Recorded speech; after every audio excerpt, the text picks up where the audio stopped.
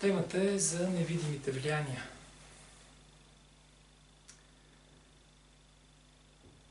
Вероятно много от вас са усещали и знаят, че едва ли само това видимото съществува в този свят.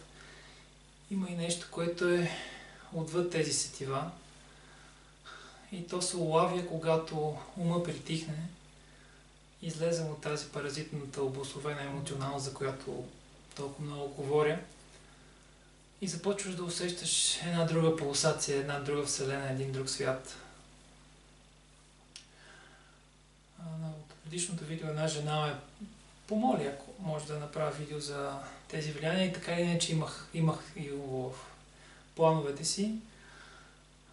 Ще говорим за нисшите астрали, нисшите духове, астрала, насочените внимания, магии и така нататък.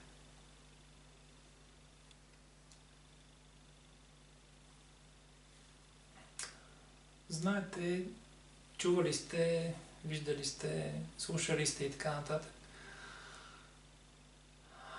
как понякога някакви неща се случват, които нямат особено голямо обяснение за това, защо се случват, как се случват.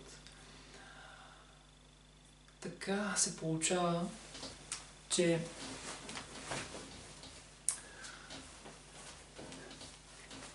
ние идваме в този свят, дадено ни е това тяло, за да можем да минем през определени опитности. След това тяло в един момент отпада, в някакъв период от време, в зависимост от това човек как е живял живота си и самото тяло и е поддържал духа, съответно и тялото, то си има определен период на съществуване. След това нещо, знаете, чулите душа, дух и така нататък, то просто не изчезва, то е винаги съществуващо вечно, и ако е взело определени опитности от този живот, се връща, за да изгради други и така нататък, до момента на сливане с Божественото, с първата причина, до момента, в който осъзнае божествената си природа.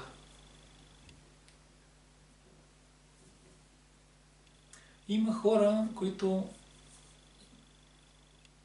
толкова много са се вплътнили в тялото, толкова много са възприели единствено и само този живот, че изпитват огромен страх от смъртта и съответно, когато тя дойде и тялото отпадне, те остават в това астрално поле, така да се каже, между Земята, по-другото измерение и по-фините измерения, седи тук като заседнал дух, защото просто отказва да приеме, че отказва да се откачи от тези неща, към които е бил привлечен в целия си живот. Различните хора имат различни,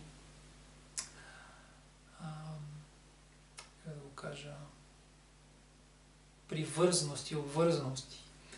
Един е обвързан с алкохол, друг е обвързан с яденето и храната, трети с сексуалните взаимоотношения, четвърти с наркотиците, пети с просто материалните неща, къща, кола, земя и така нататък. И когато дойде техния край, те съответно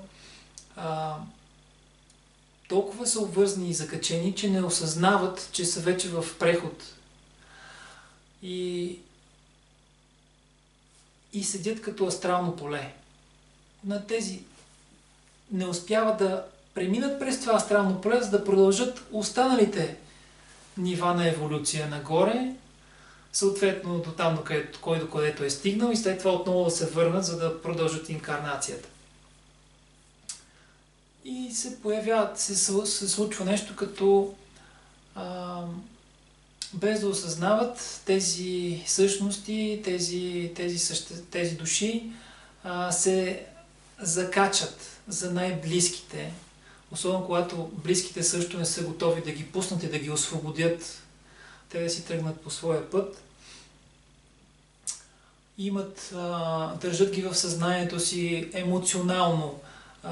Има тъга, има болка, няма дълбокото разбиране на това, че смърт няма и че всъщност това е само едно временно съществуване в една по-груба материя, по-груба вибрация, така да го наречем, по-вплътнена видима вибрация.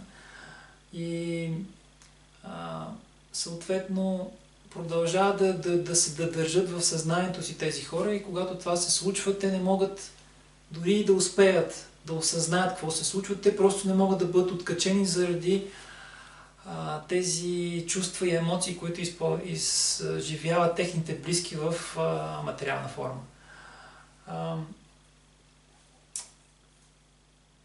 И съответно нито при едини, нито при други няма едно добро, нормално развитие. И съответно освобождаване от определени зависимости. Всички тези неща, те седят в полето ни, докато ние ги държим от емоционална гледна точка. Състоянието, в което ние помагаме на нашите близки да продължат напред съществуването си живота, е когато в нас има едно специфично усещане за приемане на ситуацията, когато навлезем в покоя, когато сме по-финни. Тогава ние помагаме на тази душа, която ние я поддържаме в това ниво и тя се е закачила. Помагаме и тя да може лесно и ефирно да премине през астралното поле, за да може да направи своята друга еволюция и да евентуално се върне отново в инкарнационния цикъл. Това, което прави човек, е да не разбере този процес и да не осъзнае, че всъщност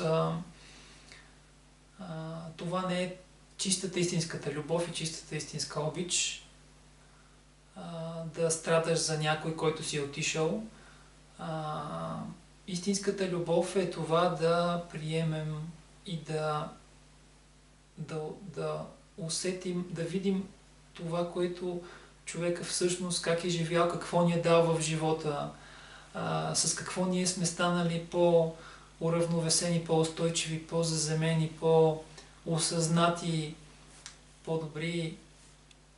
И това всъщност да остане като усещане, като отпечатък и това да живее от тук насетне в нас, а не самия образ и самата форма на човека, който си е заминал. Да, вероятно ще кажете, че има хора, които заминават и на много различна възраст. Има една много по-дълбока и по-древна мъдрост, древност, причина, която кара всичко това да се случва под някаква форма, да ни учи по някакъв начин на приемане, на освобождаване и така нататък. Самата душа също, може би. Това няма никакво значение. Просто идеята е човек да осъзнае, че отвъд всичко това има някаква много по-голяма и по-дълбока причинност и истинност в това, което се случва, и просто така или иначе не може да промени ситуацията, не може да промени нещата, които са се случили, просто да ги приеме и да продължи напред, да търси вътрешния свят, да търси вътрешния покой, да търси различното от това, което е видимото. Ясно е, всеки минава през определена опитност, изучаваме се, после започваме работа, женим се, деца имаме и така нататък. Но дали само това е смисъл на живота или има нещо по-дълбоко в него? Това, което се случва е, че с начина ни на живот и когато проявяваме тази паразитна емоционалност, ние сме като маяк. И този маяк присветва, припламва и отваря едни астрални дупки в астралното поле, в аурата. Когато са отворени тези дупки, съответно същества с сходна вибрация, с сходно поле, разпознават тази светлина или този маяк или този тази енергия и това поле и отиват и се закачат за него.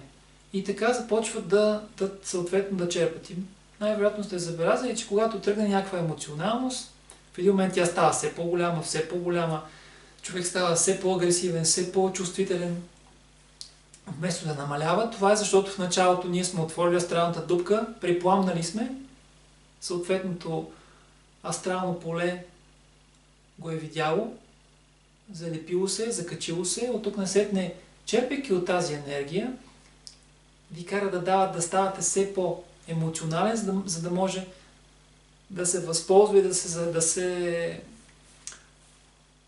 зарежда или да припламва и той така нататък.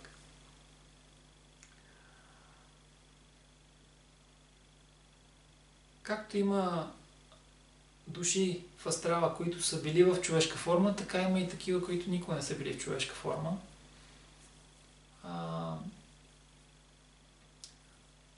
Много често и в повече случаи такива всъщност се закачат за астралните полета на хората и понякога се получават тези, виждали сте хората, които ги наричат луди и така нататък, говорят си с разни неща, с разни полета или се държат по странен начин, неадекватен или са много затворени в себе си, не могат да комуникират с други и така нататък.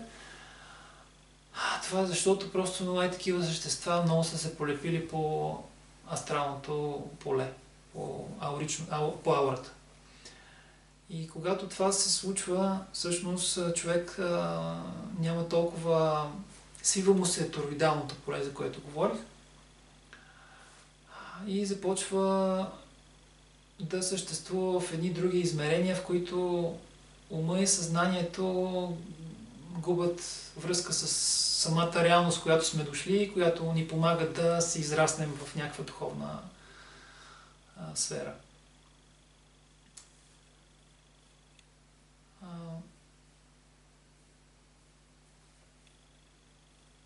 Малко така, най-вероятно повечето хора от вас ви се струват странни тези неща, но реално ако се замислите, ходили сте при преподобна Стойна, ходили сте при Иван Рилски, в Руската църква, примерно при мощите на определени свети и така нататък. Какво е обяснението? Посещението на такова място, където е живял такъв свят човек, т.е. човек, който е бил изцяло отдаден на всичко друго, но не и на материалното. Бил е в постоянна връзка с блаженството, с покоя, с благостта, с мекотата. В постоянна връзка. Постоянна връзка. Въобще не се е отклонявал. Този човек насища толкова силно материята и място, в което е живял, че когато друго поле, човешко, застане в това поле, просто онова силно, финно, божествено състояние въздейства върху полето на човек. И на него му става едно такова ясно, едно такова свободно. Самата енергия, така да се каже, се дефрагментира, образно казано. Става по-финна и по-мека. Тези същества, които закачаме с тази паразитна емоционалност, те отпадат, защото те в такава среда не могат да съществуват. И съответно настъпват изцелителни процеси. Тялото се отпуска, освобождава се, когато се отпусне, освобождава, диафрагмата се освобождава, дишането става нормално, кръвоносната система започва да се движи нормално, насищането с кислород става по-дълбоко и така. И така тялото започва да се изцелява и хората ходят на такива места и казват, ето това е лечебно място и така нататък. Както тези хора, живейки по този начин, са наситили това място и съответно своето тяло, когато вече тялото е отпаднало, костите, които им се събират някъде и се държат, те продължават да излъчват това поле. Всъщност това е полето, което изцелява и лекува. Как по начина, по който го обясних преди малко.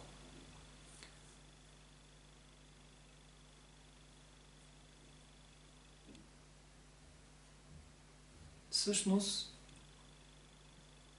както това нещо излъчва и помага, има такива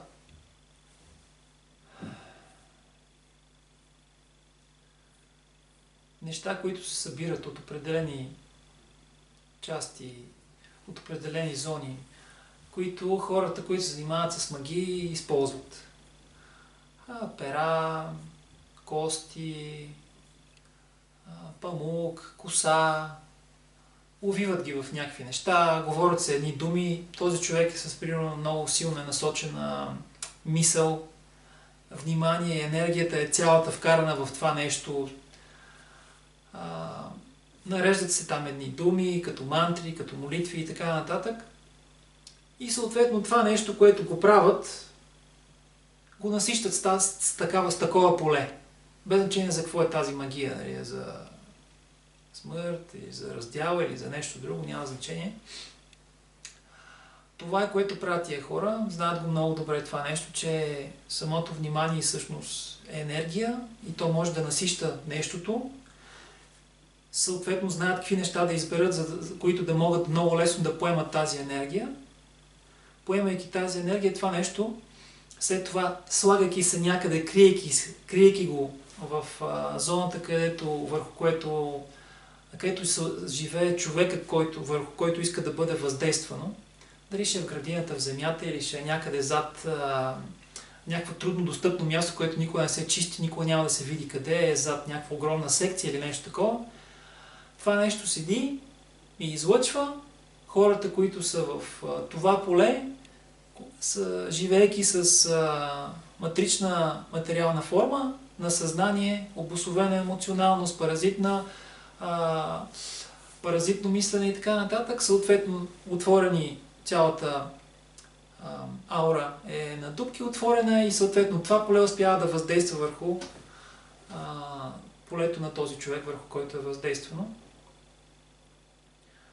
И по този начин, малко по малко, леко по леко, този човек започва да му се вменяват разни...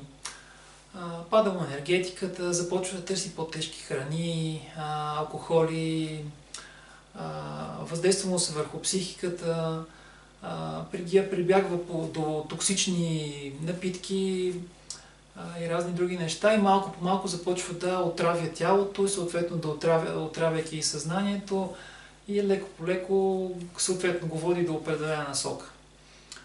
Или става по-избуклив, по-нервен, по-раздразнителен. Едни нормални взаимоотношения между двама хора изведнъж стават невъзможни, нетърпими и така нататък и всички се чудят какво се случи, нали? Как е възможно, те толкова се обичаха, пък изведнъж нещо се случва. Ако тогава му светне на човек, че нещо не е нормално, че аз не съм този, който в момента ми случва, че нещо ми въздейства, би могло да се помогне. Нали, повечето хора търсят хора, които развалят магии, шамани и така нататък, но има и други методи и други начини.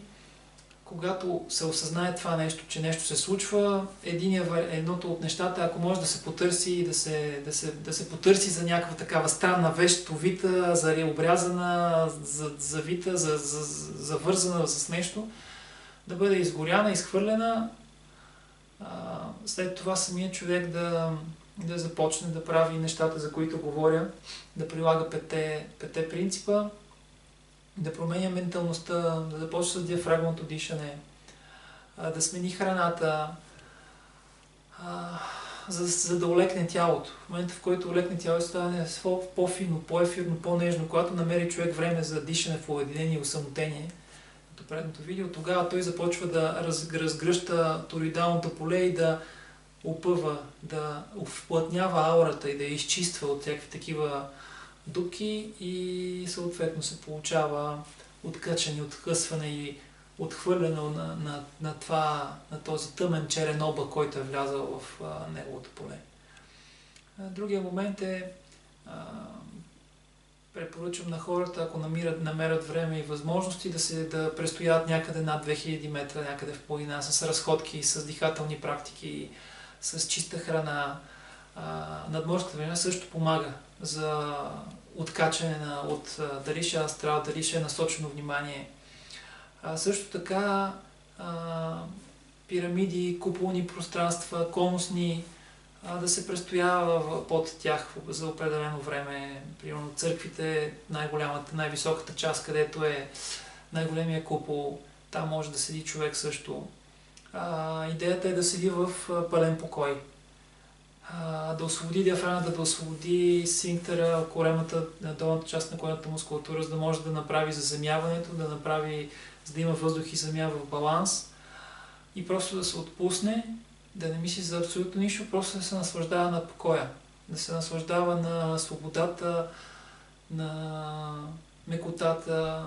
И тогава, когато това нещо се случи, тогава човек започва да излъчва едно поле божествено и тогава всичко се започва да се възстановява. За тези хора, които е много трудно това да се случи, препоръчвам да започнат с задължително тези 2 пъти по 30 минутки минимум дихателните упражнения и практики и да консумират повече плодове, зеленчуци, семена, ядки в суров, накиснат и почти без термична водка вид, за да може тялото да стане по-леко, по-ефирно, за да може самото поле, вътре и самата храносмилателна система да не пречи на този процес на изфинване. Друго нещо, което също би могло да помогне е, когато започнем дихателната практика, след 10-15 минута да се влезе в състояние само на съзерцание, вниманието навсякъде, а след това в това съзерцание да има едно усещане за светлина из цялото тяло и въобще в цялото пространство, в което се намира съществото, като отпада идеята за формата на тялото. Когато това се случи, това също помага за откачане и така нататък от такива същности и от такива влияния. Всъщност, имайте предвид, много често, особено при алкохола, ще забележите, че примерно сядате на маса, всичко е наред. Слагате си по една чашка винце, чукате се, изпивате го след период време, после още една и така нататък. И в един момент, ако сте достатъчно съзнати, ще видите как самото поле на масата се променя. Защото алкохол отваря астрални дупки. И когато и човек е и в паразитната емоционалност, той много лесно започва да допуска и да пропуска тези съответно същности, да бъде разпознат и припознат от тях, те да се накачат и започва ще забележите, едни дискусии, такива по-агресивни, едно повишаване на тон, скарване и така нататък. А преди това всичко е било наред и нормално.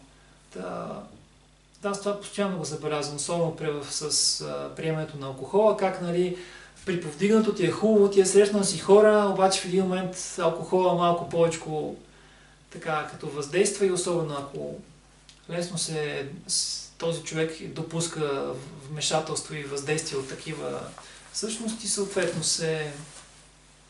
става малко по-интонационен, малко по-агресивен и така нататък, по-пречи така да се води един нормален разговор с разбиране и с взаимност.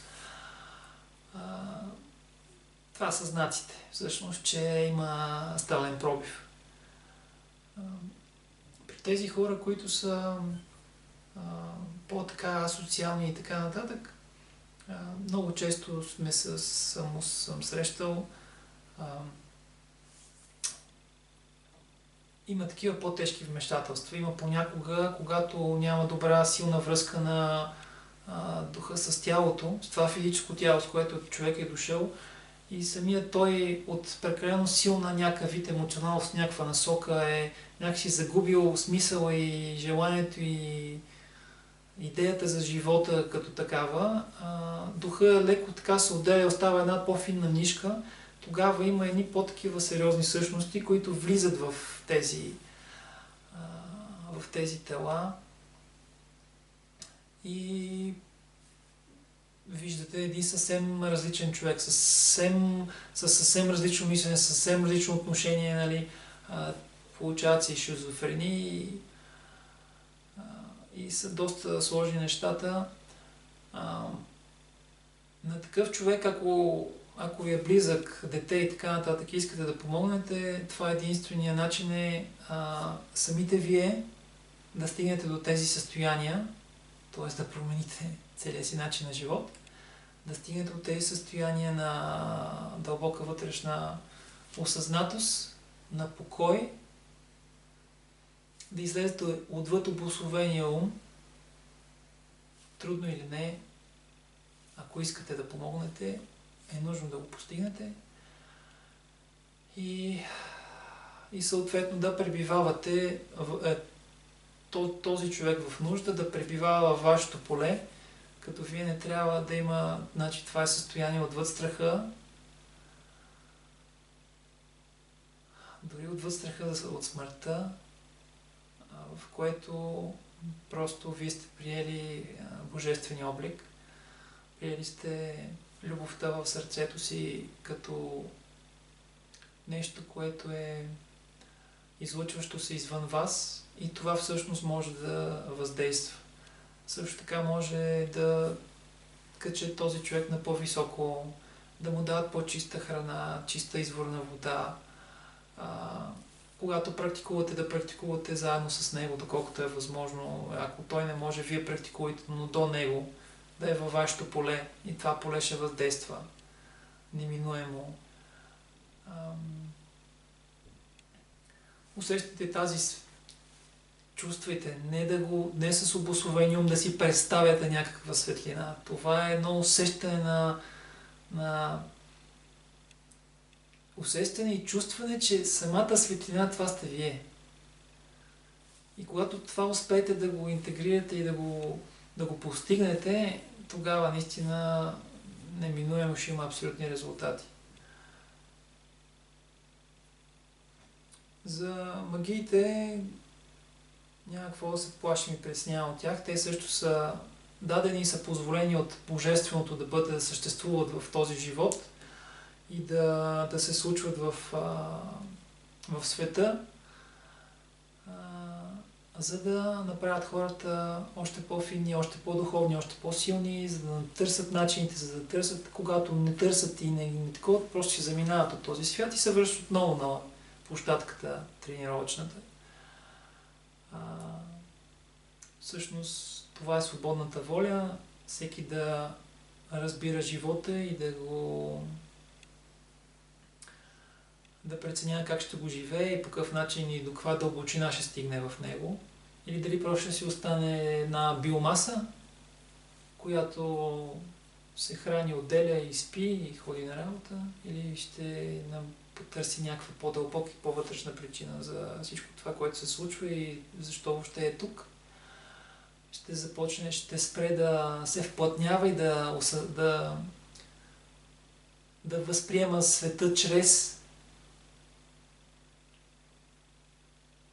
пола си, чрез името си, чрез националността, чрез традициите и мине отвъд тях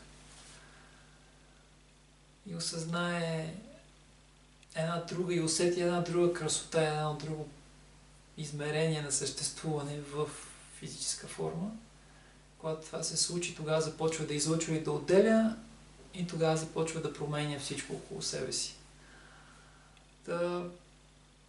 Всъщност няма нищо страшно, нищо сложно в това, че да, има някакви астрални същности, че има нисши духове, нисши астрали, че се закачат и когато човек започне да пие първата чашка е за него, но след това всяка следваща е за тези другите и така нататък. Понякога не успяват да излезат от този, когато е прекалено голяма обвързаността с нещото, което прави, то просто го довежда до неговия край. Нисши астрали, нисши духове, насочено внимание, магии.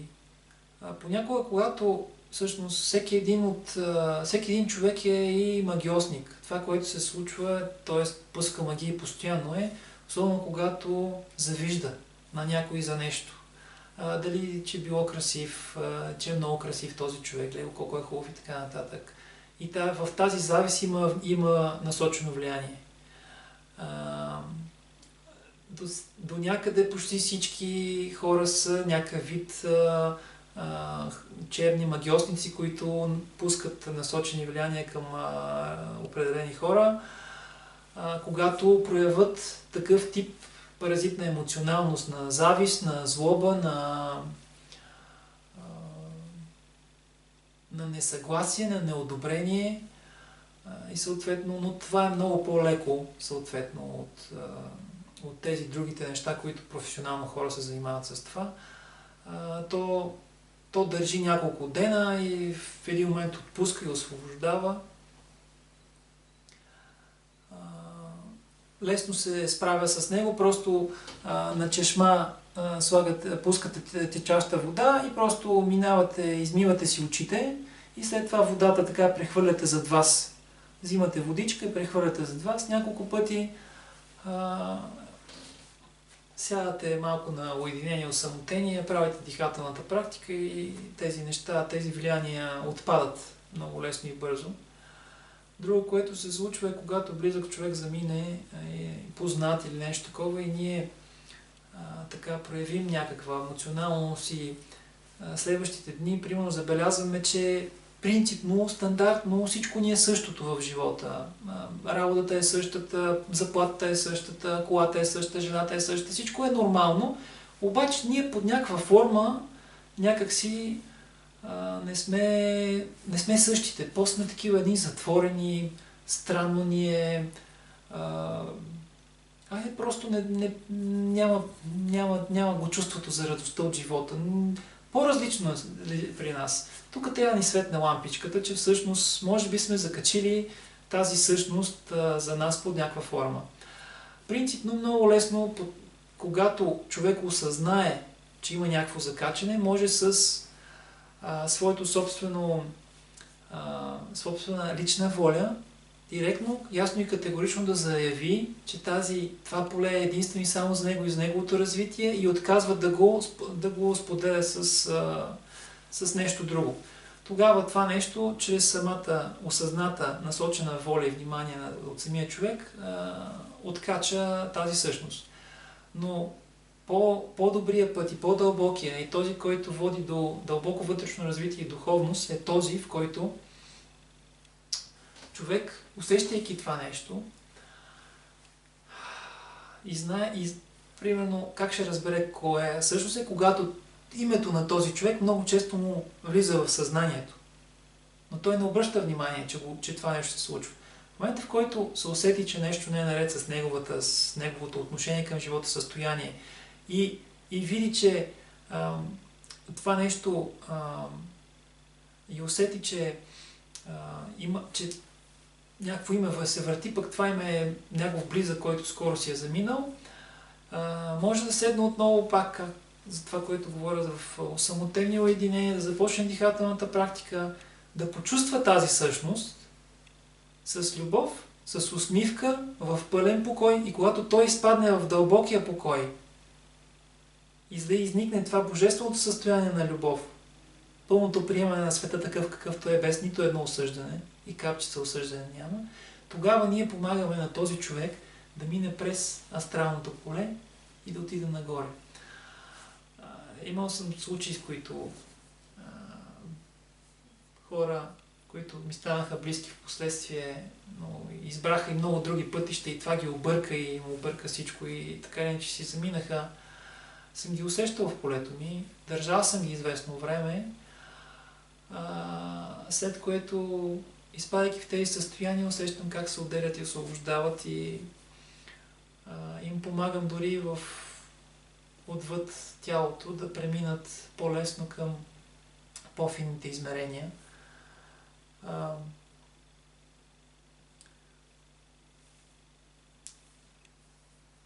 Това нещо може да се случи на всеки един. Не виждам някаква причина да виждаме нещо супер странно и супер сложно в това нещо. Това е нещо, което е част от живота, нещо, което е абсолютно нормално, поне за моята същност и за моето разбиране, особено в момента, в който дълбоко в себе си казах да бъде волята ти, остана се в ръцете ти. Тогава просто отпаднаха всяки видове страхове и притеснения от каквото и да било и за каквото и да било. И тогава всъщност осъзнах, че всичко това, което ни се дава чрез дали ще са насочени внимания, насочени влияния, магии, ниши астрали, ниши духове, близки хора, почини и така нататък, ще се закачат или нещо такова, просто приемам, че всичко е една прекрасна божествена правилност. Дадена ми е да минавам все по-финно и на все по-фини и все по-фини нива, докато установя това състояние на съществуване по-дълго. Забелязвам, че с годините все по-малко успявам да изляза и да нещо да ме изкара от равновесно състояние.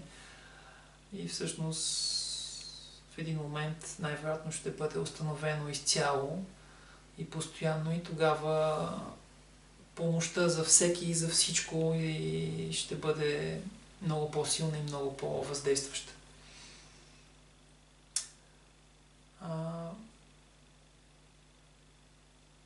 Най-лесно е да прехвърлим отново отговорността тук на някой друг, на шамани, на каквито и да било там хора, които да направят нещо, но най-велико е всъщност чрез себе си да го направим, чрез нашата промяна, лична, собствена, към по-финно, към по-чисто съществуване, към по-осъзнато, да разгърнем такова поле, което да помага в такива случаи.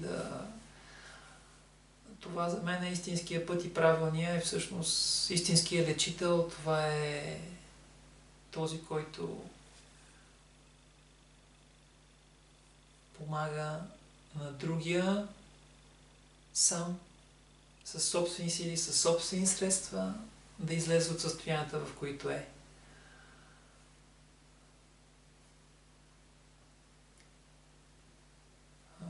Относно насочените внимания, насочените въздействия, ниши астрали и така нататък. Ако имате въпроси, задайте ги във Facebook страницата ми, в месенджера или но в YouTube нямам възможност там да проверявам и да отговарям. От време на време отговарям и там, но на Facebook стената ми тя е отворена, профил общодостъпен. С което мога, ще съдействам, ще помогна, но като цяло силата е във всеки един от нас. Можем да се справим изцяло наистина сами, можем да ползваме някакви видове помощни средства, както казах, като куполи, църкви, на куполна църква, високо надморска височина и така нататък, но основно разчитайте единствено и само на себе си и на покоя, който можете да развиете и да изградите в себе си. Чрез дишането, чрез уединението, самотението, чрез това да опознаем себе си, чрез да минем отвъд обосовение, отвъд това вплътняване в тази материя, която лесно може да ни движи напред, да бъдем като пионки, така да се каже. Значи, колкото повече е вплътнен човек в тялото, толкова повече емоционален, толкова повече може да бъде местен в пространството и да му бъде въздействано. Колкото повече става по-осъзнат,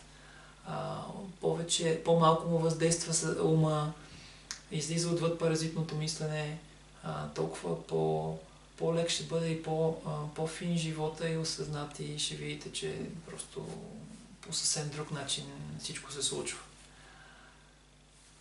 Относно тази тема, това е от мен.